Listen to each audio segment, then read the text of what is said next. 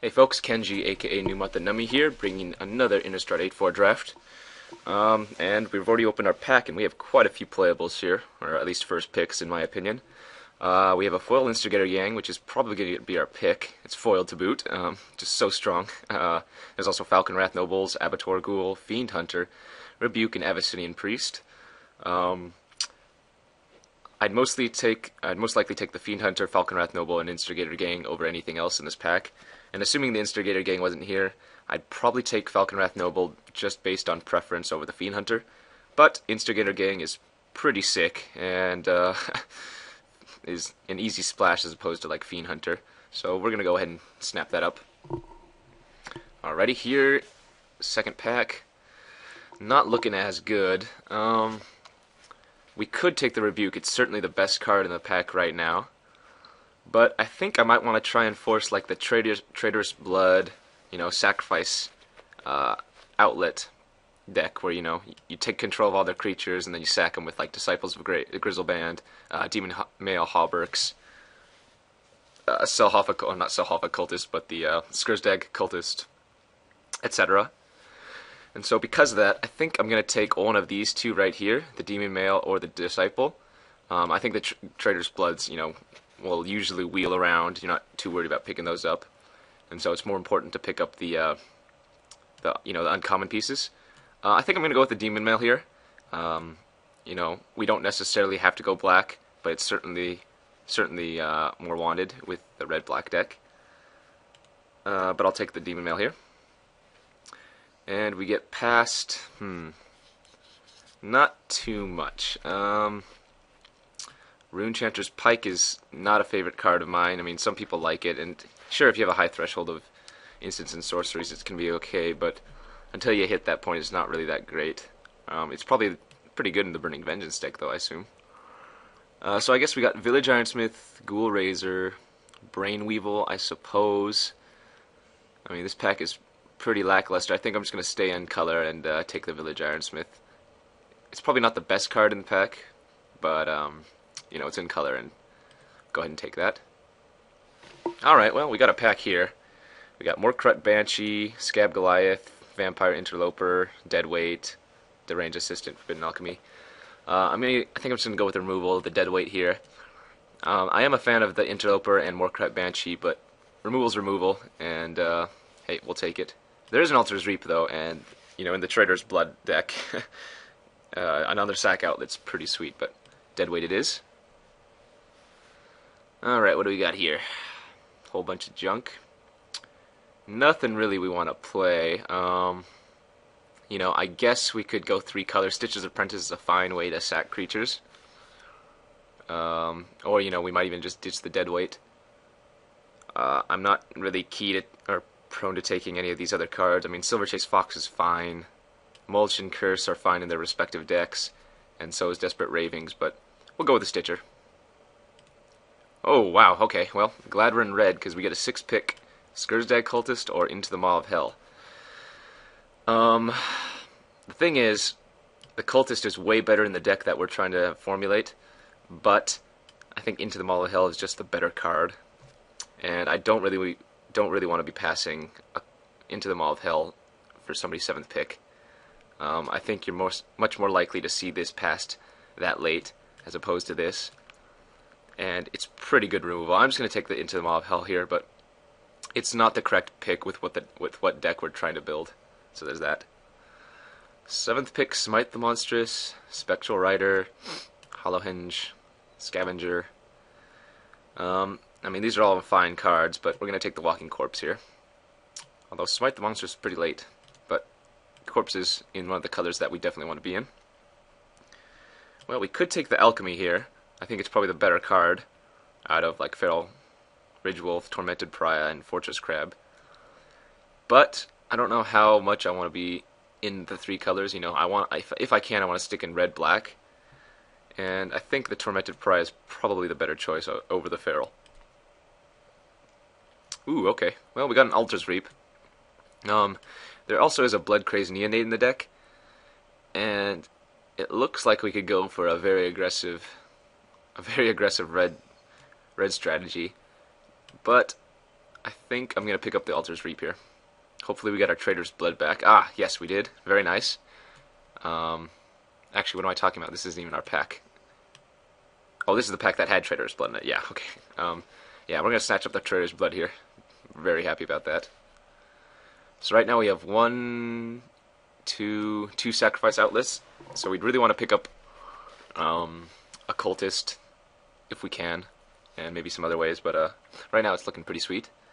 Here I'm gonna take the Brain Weevil. A lot of people aren't a fan of this card, but I've actually found it to be quite useful. Almost always, unless I need like a blocker if I'm gonna lose, I always play this as a 4-drop Mind Rot. I just play it and sacrifice it instantly.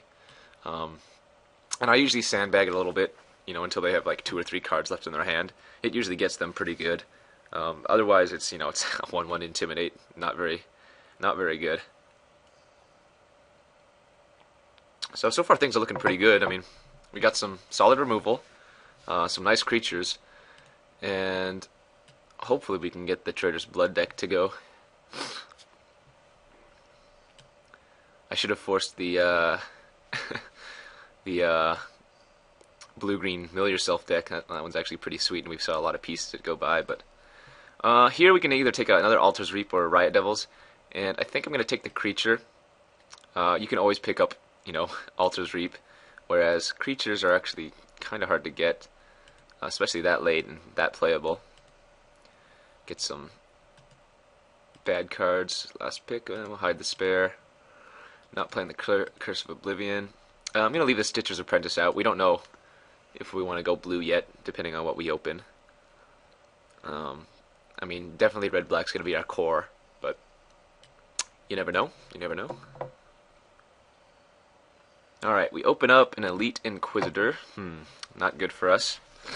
There's some really good cards in the pack, but, you know, not the best for our colors. There's a Slayer of the Wicked, Bonds of Faith, Lantern Spirit. The best card in color is probably, I guess, Village Ironsmith. But we're happy to pick up a Geistcatcher's Rig here. It's an artifact, so it goes into any deck, and, you know, it's pretty solid removal. Gets rid of tons of the huge flying creatures. It's too bad we have to pass so many good white cards and stuff, but happy to take the Geistcatcher. Alrighty. So I think the Cultist is the main thing we want to pick up here, and, you know, in retrospect, it was probably the right pick to take the Cultist over Into the Maw of Hell, just because we're trying to force this deck, and the Cultist is so much better in that deck. But that's alright. Lucky for us, we do get a Disciple of Grizzleband, and that's definitely one of the cards you want to pick up here. We need to pick up some more Trader's Bloods, but it's early in the second pack, so we should have quite a few chances to do that. There's also a Demon Male Hauberk in here, but we already have one, and don't really feel like playing 2. We'll go with the Disciple.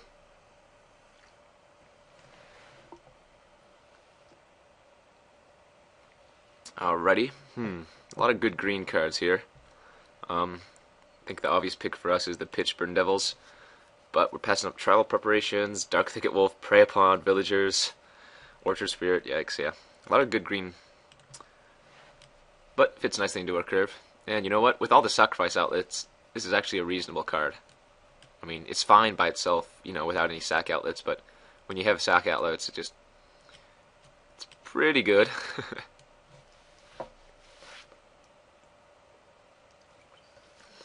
Apologies for not posting videos lately. I mean, I've been doing a lot of Mercadian Mask block sealeds and drafts and whatnot, and I wouldn't recommend it. It's not the best of sets, but there are tons of good commons and uncommons and rares. But yeah, so here we go. Fourth pick. Yikes! Champion of the Parish still in the pack. Unfortunately, we can't take it. Gonna take, I guess, either the Riot Devils, the Tormented Pariah, or the Altar's Reap. I don't really like these cards, the Stromkark or the Night Revelers. I mean, I guess I could take the Forbidden Alchemy, and, you know, take a Shimmering Grotto or something later in the draft, and you could splash it, you know, not so badly. I think I'm gonna take. Actually, I'm just gonna take the Riot Devils here. It gums up the ground pretty nicely, at least early, and buys us time to assemble our combo. Okay, well, Interloper, Waif, Corpse Lunge, still Lantern Spirit in the pack. I think I'm actually gonna go with the Reckless Waif here. Go super aggressive. I think the Interlopers are the better card, but I do like me some Reckless Waifs. Yep, we'll go with the Waif. Okay, interesting, huh? So it's 6 pick now. There's a Ghoul Razor, a Morkrut Banshee, Corpse Lunge, and Curse of Stalked Prey. I don't think you can justify taking the Ghoul Razor here. I only have one zombie and it's in double black, or the Ghoul Razor's in double black where we are heavier red. Whereas the Morkrut Banshee, it is double black, but it's at a 5-drop, so we're much less worried about that. And it's a pretty big body. I'm going to go with the Morkrut Banshee here. I didn't take the Corpse Lunge because I absolutely hate that card. Alright, well, we got some more removal in Harvest Pyre. Kessig Wolf and Crossway Vampire are both fine, but removal's removal. Night Revelers? No. Brainweevil? No. Another Demon Male? No. I guess I'll just go with another Demon Male. I mean, I really need to pick up some more Trader's Bloods, because I only have one so far, and I have so many more sack outlets. I'm going to go with Blood Crazed here. Too many 4-drop. I'm going to go with the Feral. Jeez, there's a Villagers. Okay, so going into this last pack, I think I have to prioritize taking Trader's Bloods over most things, considering, let's see, we have 1, 2, 3, 4, 5 sack outlets at the moment. So yeah, definitely need to pick up some more Trader's Bloods. Although we could stitch together a nice red-black deck by dropping some of the sack outlets and just picking up some solid red-black cards. So there's always that strategy too. Wow, Corpse Lunge? Okay, well, that might actually make the deck. Oh, Blood Crazed, you're no good. At least not in this deck. And not in most decks.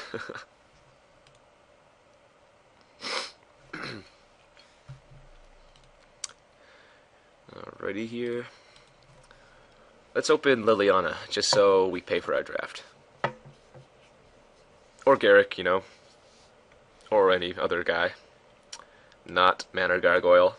Ooh, this pack's actually really good. Manor Gargoyle, Rolling Temblor, Galvanic Juggernaut, Gatstaff Shepherd, Imperial Rights, Ashmouth, Trader's Blood, Claustrophobia, Doom Traveler. Pretty fairly certain that Trader's Blood's going to wheel here, so I'm going to take the Manor Gargoyle. That being said, there's a ton of good cards in this pack. So let's see, if I take the Gargoyle here, somebody takes the Temblor, the Juggernaut, the Gatstaff, the Imperial Rights, it's 4, 5, 6, 7, 8, maybe even 9. Yeah, we should be able to get the Trader's Blood back here. There are just a lot of playables, and we'll take the Indestructible. Alrighty. There's quite a bit of good white in this pack. Mausoleum Guard and Midnight Hunting, Voice of Spirit, etc. I think I'm just going to take the Deadweight. It's removal. I mean, Reckless Waif is good, I guess, but I mean, all the red creatures here are good. But do we really need more removal is the question, I suppose. Yeah, actually, I don't think we do. I mean, we have Deadweight, Harvest Pyre. I guess that's 2, 3. Pseudo 4 with the Trader's Blood. I think I'm just going to go with another aggressive creature here. Lay creatures early and then just, Trader's Blood them away. That seems decent enough. Yeah, I'm going to go with the Waif. We might even wheel something back here because there's a lot of good cards. Alright, Waif it is. And blink. Or at least pretty much blink. There are quite a few good cards in here, not in our color. I guess we take the bump of the night. Could make the cut. And could actually get there.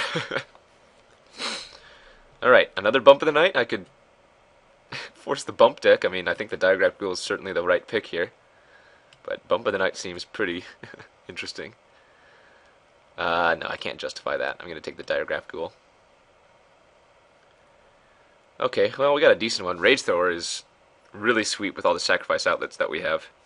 And there's no other cards that we'd take over it here. Could have had a few Burning Vengeances. Alright, what do we got? Yeah, Trader's Blood! Just what we needed. Although I do want the Markov Patrician. We just need to take Trader's Bloods here. Nightbird's Clutches or Bump in the Night.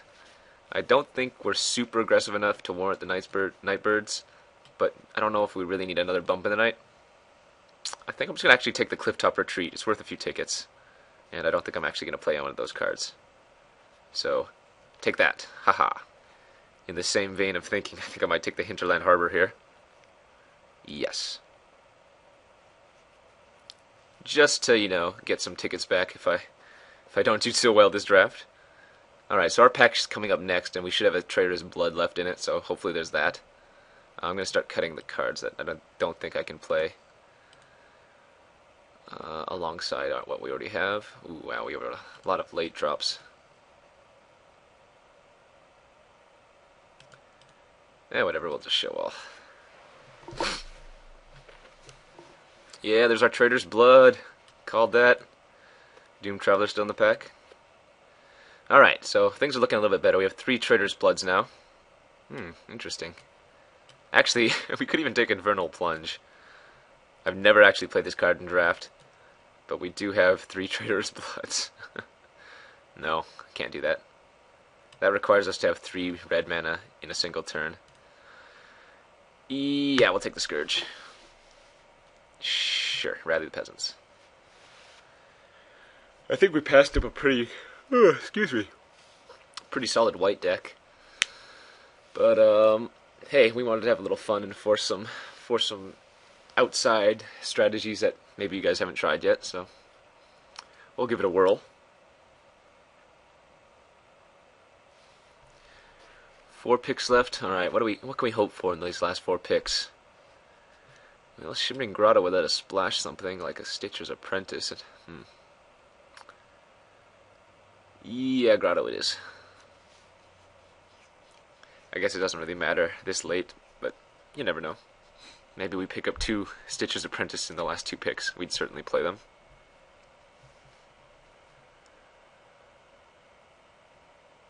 Alright, guess Brainweevil. I guess Curse of Oblivion. I guess a Swamp if I have to. Alright, so I think the only thing that we're missing from this deck is the ideal Cultist that we passed up for the Into the Maw of Hell, so I'm kind of kicking myself over that pick. But, you know, we should be decent enough as it is. We have some really powerful cards that can actually just get there by themselves. I think I'm only going to play 1 Hauberk, but I'm probably going to end up playing maybe both Altar's Reaps. I'll have to see how many sacrifice outlets I have at this point. So we have Altar's Reap, Disciple, that's 2, Demon Mail, that's 3. Yeah, we definitely need another sack outlet here. Whether it be Altar's Reap or another Demon Mail is the question. I think it's going to actually be the Demon Mail, just because, you know, with the Altar's Reap or the Disciple, you need extra mana that turn. Like with the Altar's Reap, I need 5 mana to do it, or Disciple 4 mana. But with the Demon Mail, I can just play this and then play the Trader's Blood. So that gives us 4 sack outlets. It looks like 1, 2, 3, 4. Yeah. That should be okay. Oh, not to mention the Demon Mills are a lot better with the Morkret Banshee. Just because, you know, you don't need any mana, additional mana. Or I guess you need less additional mana. I guess you'd still need 8 mana in 1 turn to cast the Trader's Blood, sacrifice the creature, and then be able to play the Morkret Banshee. Cards I'm missing out on. Brainweevil, Bump in the Night, Corpse Lunge, another Altar's Reap, Tormented Pariah, Scourge. I guess the Feral Ridgewolf. I mean, the thing is, since I'm playing 2 Reckless Waifs and a Diregraph, I almost want to play the Blood Crazed Neonate just because of, you might just be able to get there with a turn 1 creature, turn 2 Blood Crazed or something. So I guess the question is, do I want to take anything out for one of those? And I think we want to keep in all of our top end. I mean, it's pretty strong as it is. I mean, I guess we could take out like a Village Ironsmith for something, because I do want to get the Scourge in, I think. But maybe we'll just roll with this and see how it goes. We can always sideboard in stuff as we see fit. And we're definitely going to be heavier red than black. Maybe a 10-7 split. It's a little bit awkward for the Diagraph Ghoul. Actually, maybe we just want to cut the Ghoul for one of the things. That way we'd be able to play 10-7 a lot easier. Hell, we're only playing, what, 2, 4, 6 black cards. Huh.